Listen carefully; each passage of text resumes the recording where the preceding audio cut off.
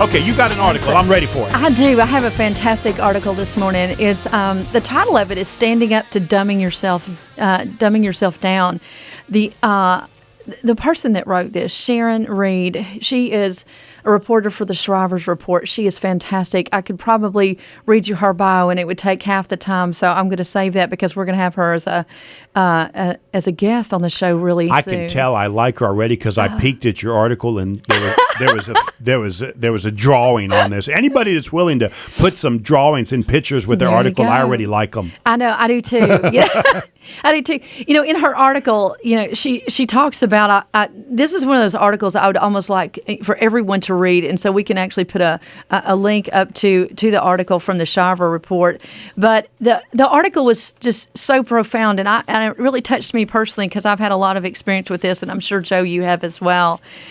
She goes and she dives right into this article, and she talks about being overqualified. She had, like I said, she's an amazing woman, consulting for years and years and years, went to go for another position within the company that was completely aligned with her strengths, her experience, in an environment that was, was really suited to her temperament and her values and all of that. And then, after multiple rounds of discussions, guess what? It was determined that she was, are you ready for this? Overqualified. You know exactly where I'm going with this. Well, I have never been accused of that, but gosh, me too. There have been so many positions. Looking back on it, I just know that it was God saving me from a position that was not meant for me at all. But that. Truthfully, they've told me you're just overqualified. I can't believe that you're even applying for this. It was very interesting to me. So she went further on to say that while she was disappointed, on various fronts, the thing that really hit her the hardest was she was having conversation with her daughter, and her daughter said this, and I'm going to quote this. She said, "But Mom," she earnestly asked, "can't you just make yourself less smart? Just forget things, Tell them that you just don't know as much as that you do. I mean, is there some kind of test that you could take? If you could, it might just be easier if you could, find a job." Just miss some questions. Absolutely. So, in other words, this is her 10-year-old daughter asking her to dumb herself down because she was worried about her mom not being able to get a job. Then she decided she was, having some conversation with some colleagues at the point, and she was, explaining to her what her daughter had said. And she said that her colleagues even said, "Hey, you know what? I got to tell you, maybe she's right. Have you ever considered not even including all of your experience? Sharon, people don't want to hire somebody that might want to have a bigger role one day because it's very threatening. Oh my gosh. And the whole hierarchy thing." Interesting. I know. And, one of the things that it brought back, as I was reading this article, it brought back so many stories I hear from clients, and also a personal story. I was asked to fly in for a company up to New York for the day and to really assess the situation that was really going sideways for the company. And this executive, who was very hot-tempered, completely just hot-tempered, he had fired 17 people, 17 actually secretaries within a matter of 2 or 3 months. They were really having a hard time, really challenging. And this guy sounds like some people I've worked for back when I was. In our youth, absolutely. And so they wanted me to go up and assess the situation because it was starting to become a liability. And so I did, and I flew up there. My plane arrived early, so I got in there early, and I knew some people in the office, but of course he was relatively new within the year, and I hadn't been up there. So I was talking with some people, and so they said, "Well, he's just in the conference room." And I said, "Okay, I'll just go ahead and go on in." Well, so I walk in, and he mistakes me for the new secretary of the day. And he's very, is right. So he looks at me, and he says, "So, blankety blank blank." He really liked, he had a very colorful language. And he said, "Go get me my coffee right now." Well, I was so flabbergasted, I didn't really know what to do. I thought, okay, I'm going to play this game and we'll see how this rides out. Right. This is the way I can understand who this guy is. So I exit and I go, to the coffee room. They're like, "What are you doing?" I said, "Well, I'm making some coffee." I'm not sure how he likes it, but we're going to give it black to him today. The little, just poison in there, really. No, I'm actually just joking on that one. So I go back and I hand it to him. And so he said, "Well, this is not how I like my coffee." And I said, well, I'm so sorry. Just tell me how you like it. I can go get it. And he was like, I said, and he was explaining to me how he liked his coffee and things of that nature. Afterwards, he said, listen, some, podunk hillbillies coming up here from, Charlotte. And, whenever they get here, just, let me know ahead of time, And then I heard he turned to talk with a colleague and about, how dumb I was and what a hillbilly I was. And so I quietly exited the room again, and so I talked to some people at the water cooler, and so, kind of figured out who this guy was and did a little bit more, intimate research right there. Right. So I brought him back his coffee, and then he said, well, go away. What are you doing? I mean, he actually used more colorful language than that, things that rhymed with duck a lot. And he was very just impatient with me and, tried to shoo me out of the room. And he said, I don't know why you're still sitting in there. And so at that point, I just knew it was his time. So I stuck my hand out to introduce myself as the hillbilly, the blankety-blank hillbilly. And his mouth dropped. And he was just like, how could you do that? I said, I'm so sorry. How could you do this?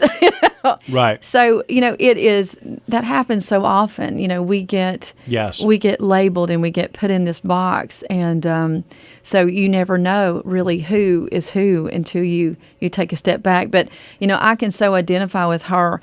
In her article, one of the things that she said that really, really, really hit home was she said that people used to tell her to stay in your lane. Like what lane are we supposed to be in? Right. I thought we were all on the same team.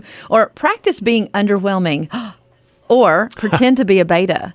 Well, I hate to say it. I'm a servant. I have a servant's heart, but at the same time, naturally, God has gifted me into leadership, but a servant role in the leadership. So I can understand these two well, and I've heard them myself. So when she again, in her article, when she was talking about this, I thought, how many times has this just happened? Joe, I'm sure it's happened to you as well. You've gone for a position or something of that nature, and boom, you've been overqualified or intimidated someone because first, when I first got out of school, I could not get a job. It's why my mother borrowed $12,000 off her home to open up that first restaurant, because when I interviewed with these managers of these restaurants, I thought for sure I knew more than them. I probably did, if you want to know the truth. Well, because you've been working since you were so young. That's right. That's right. In that industry, so you knew it well. You knew it intimately. Yes. And you might have intimidated them being so young. Yes. And the same as Sharon. Yes. I'm sure of that. Yeah, absolutely. The second part of this, Joe loves bullets. Okay, so bullet number one. He demands bullets. Big-headed, smart Hilary keep everything in bullet form. Oh, my gosh. Okay, is my head really that big? I'm thinking it's not as big. I mean brain. Hey, Joe, I think your brain's much bigger than mine. But for bullet point number one was really dumbing ourselves down and really talking about how being overqualified, that you have to become less smart in our environment at times. And I just think that is so absolutely sad. Bullet point number two for Joe would be advice for mentors that serve us well. She talks about in the article that she's resisted the advice of others about pretending to be a beta and practice being underwhelming, because it's pretending to be someone that you're not it's just so not sustainable, and it betrays yourself and ultimately others. And they've resisted because of the authenticity is foundational, truly to be, building that trust with others and your influencing and how it lasts change. One of the things truly that she talks about is, the advice that we always get from the mentors. And, one of the pieces of advice that she had in there, and I get this often, is don't be afraid to step up, take risk, and speak out. And that's one of the things that we constantly say to people. And always surround yourself with people smarter than you are so that you can continue to learn, grow, and move up. So, Joe, this is going into play right now. See, I'm surrounding myself with you, and there we go. So I can actually continue to grow and learn and move up.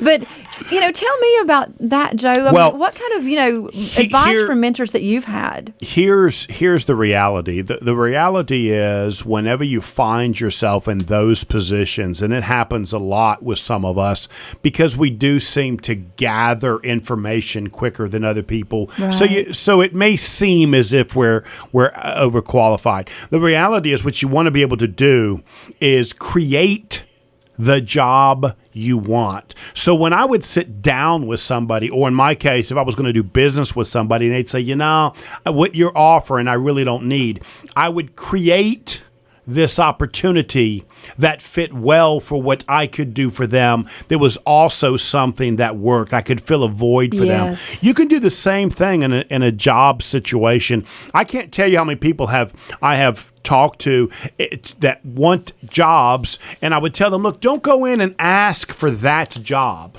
Now, that might be how you get in the door, but the reality is how you're going to get the job is to say, look, I can do A, B, and C for you.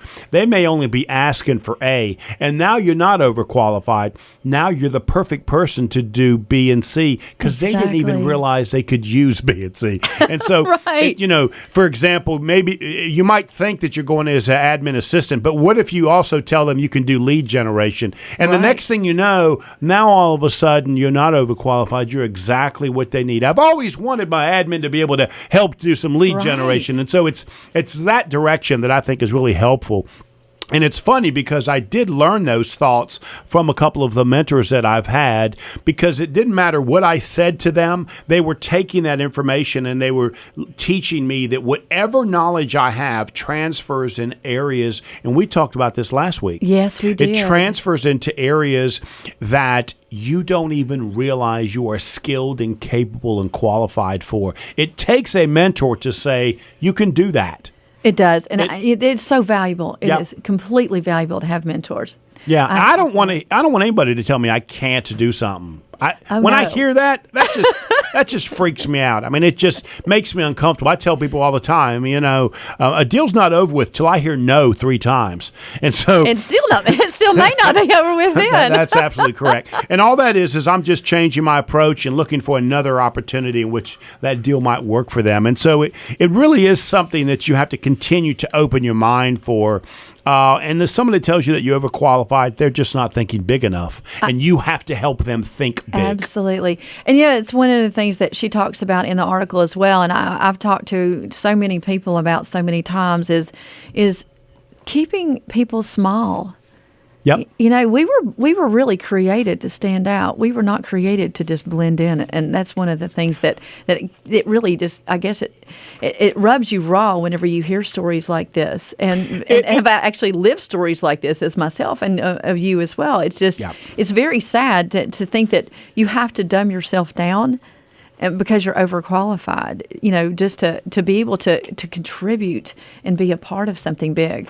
Well, but it's important that she presents herself as the person that can solve a solution. If you're not going to do that, then you are overqualified for that job. Correct. The reality is what she really wants to do is 5 or 6 things. They're thinking about her doing 1 or 2 things. Right. And it's that larger scope that they then realize, I'll never find anybody like you to be able to do that. And that's the real twist of this conversation. Absolutely.